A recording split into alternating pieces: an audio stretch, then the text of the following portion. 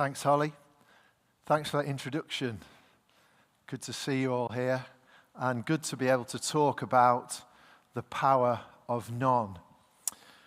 So, I believe us adults give babies a bad reputation. Now, if you think about it, most of our conversation about babies revolves around sleepless nights, or teething, or crying, or changing nappies, etc. Whereas in actual fact, those babies are an amazing bundle of discovery, relentless in their curiosity, relentless in their learning. And did you know that we learn more in the first 12 months of our lives than at any other stage of our life? And that's why I'd like to celebrate the power of none. The first year of our lives is a jamboree of rolling, crawling, sitting, standing, maybe even walking, starting to interact with our environment, and maybe saying a few words. And, you know, at that age, anyone that's had a baby in their house will know that all your possessions move up a couple of feet, don't they? Because we have to move them out the way of their constant curiosity, and they just devour anything in their path. And we're moving them away from that relentless curiosity, that relentless learning, and that relentless progress. The baby's brain creates more than 1 million fresh neural connections every second. That's more than at any other stage in our lives. And our brain doubles in size in the first year, fueling a lot of that curiosity and a lot of that learning. But of course, that's then a necessity, isn't it? If we're going to develop and we're going to grow and really become the people that we want to be and connect with the world around us. But what's the catalyst and what's the stimulus and what's the spark to a lot of that growth? Well, of course, it's engagement. And we've already established we have incredible potential at those early years. But of course, it needs that nurturing and that support if we're going to really thrive. And of course, that need for engagement never leaves us. It's a constant, isn't it, through our lives, and creating that right atmosphere and nurturing that talent is absolutely key. And much of this learning is done through the power of play. And the power of play feeds that curiosity to test things out in that safe learning and that safe failing environment. And by that, I mean something that a baby may not quite manage to crack today, they'll persevere and learn and succeed tomorrow. And I wonder how many of our workplaces create not only that safe learning, but that safe failing environment. And I worked at Pernod Ricard for a while, the global wine and spirits company, and we used to talk and have a phrase around flerning. Is anyone familiar with flerning? No flerners in the house. Okay. So flerning, kind of almost as it sounds, is a combination of learning and failing, but through failing, then learning. And you know, that just having flerning in our vocabulary gave us the license to push the boundaries further, to make mistakes, but in doing so, I'm sure also to become that bit more innovative.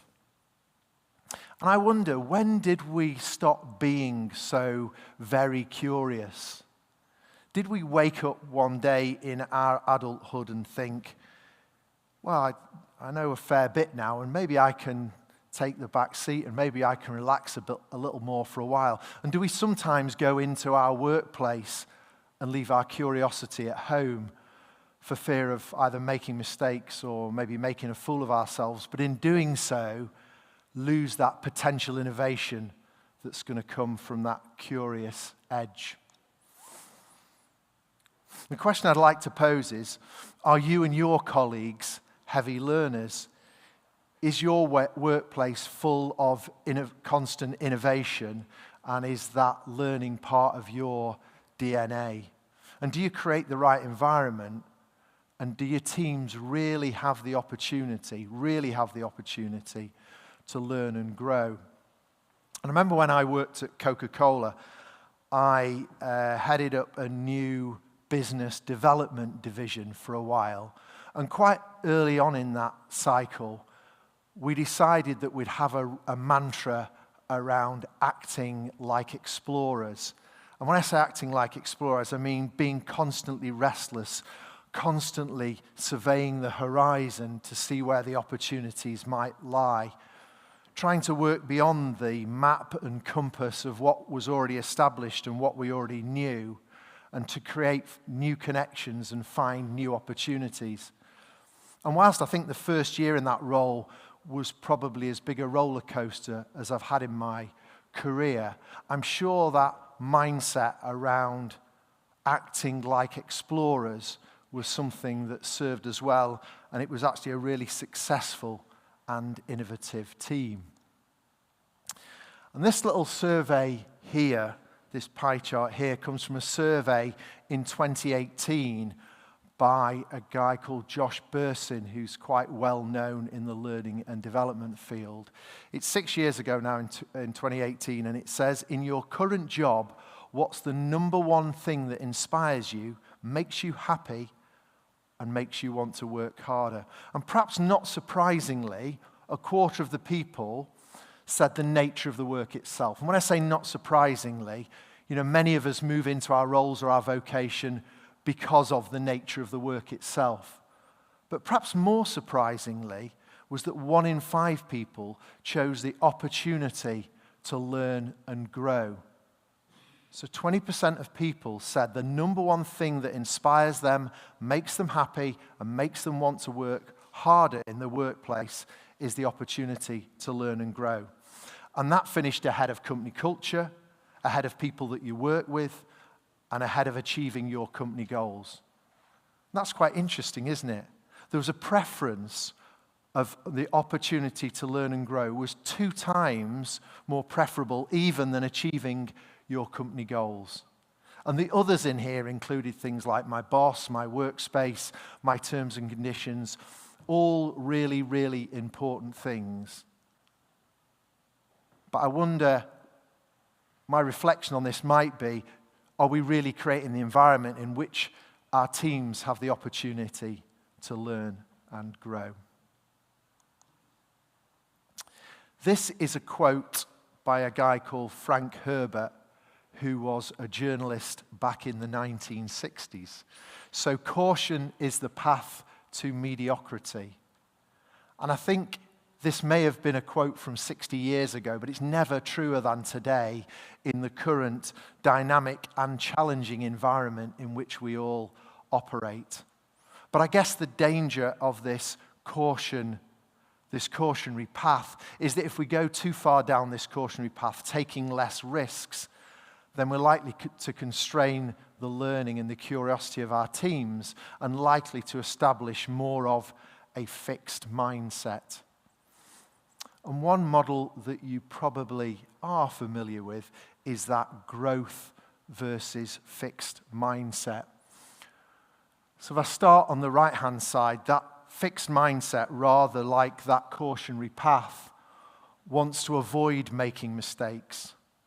And perhaps within that culture, people won't have as much confidence and might feel, I'll never be that smart. Or maybe the arrogance to feel that, actually, I know best, or what we're doing is good enough. And it's certainly an environment where people are more likely to give up. And then on the left-hand side, the growth mindset. And again, you may well be familiar with this. And rather like our power of non-baby,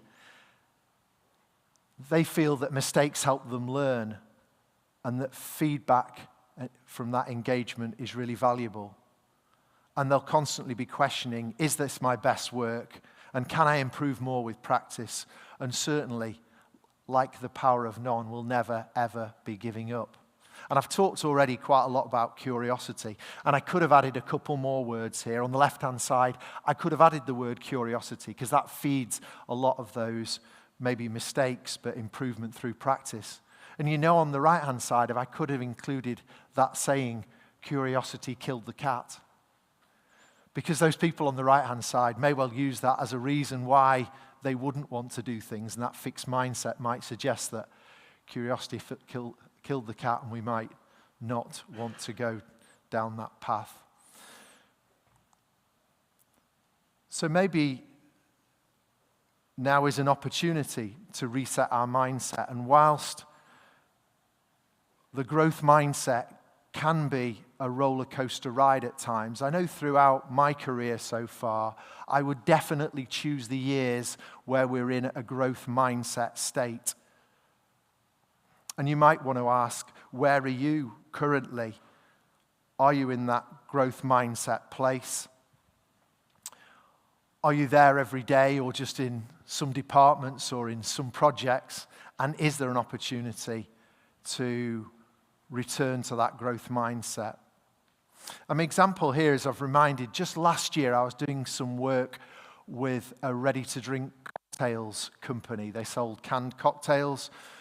They were 3 years into their journey selling canned cocktails to grocery stores and convenience stores. And the brand had grown from 0 to 20 million in that time. But they got into the 4th year and they'd started to plateau. Now the USP, the unique selling proposition of this company, was around high juice content, real fruit cocktails.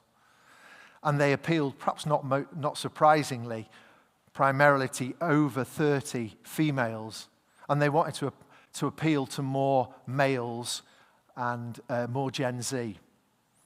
And so we did the research, and the research came back that in 2024, in bars and restaurants, that blue cocktails would be the thing. So if you've been out this summer drinking blue cocktails, you're bang on trend. And the team came up with this blue raspberry martini. Now, the first thing to say is there is no such thing as a blue raspberry. You perhaps knew that. But then, remember our USP of being high juice content, real fruit cocktails? So this went against our USP a little bit. And there were definitely some people in that mindset that said, by doing so, we're undermining the equity of our brand. By doing so, we might alienate some of our customers. But you know, we launched this product successfully this time last year, and it was our best launch in the previous 2.5 years. And of the 10 canned cocktails that we were selling, this is now the second fastest selling. But what was most interesting about this journey actually was that certainly for the people that felt they didn't want to take that risk, it certainly has reset their mindset. And the work I've done with that business since, I can see that now they are definitely more expansive in their thinking, because kind of necessity is the mother of invention, right? So if they're going to grow and they've got an aspiration to double their business in the next 3 years, then they're really now having to reset their mindset, be more innovative, and adopt that growth mindset. And one of the words that organization uses is kuoni. Now, I know as soon as I say kuoni, your minds are going to overseas travel, and perhaps this image isn't helping me any, but kuoni is actually a Germanic word that means daring or brave or bold or persistent and unrelenting. And just to be clear, if you're holding on to your curiosity and you're going down that kuoni path that's daring and brave and bold, that's diametrically opposed to that cautionary path to mediocrity that I described earlier. And before I finish, I just wanted a quick show of hands, if I could. How many people here are new in their roles in the last 12 months or new to their company in the last 12 months? Can I just have a quick show of hands? Wow, yeah, that's I'm going to say that's almost half the people in the room. Well, I and you as new people have permission to embrace that power of new. And rather like that small child, be more curious and view things through a fresh perspective. And certainly be in that place where you say, rather than is this the way we do things around here? More, how can I make this better? So do embrace your power of new, because you've got that opportunity once again to embrace that power of none. So in summary, I'll leave you with the thought that being as curious and relentless as the power of none is a great place to be. Embracing a growth mindset of learning through mistakes, constantly pushing the boundaries in what is a challenging marketplace for most people currently is a good thing. And my final question is, what are your opportunities currently to rediscover your power of none? I'll leave you with that thought. Thanks for listening.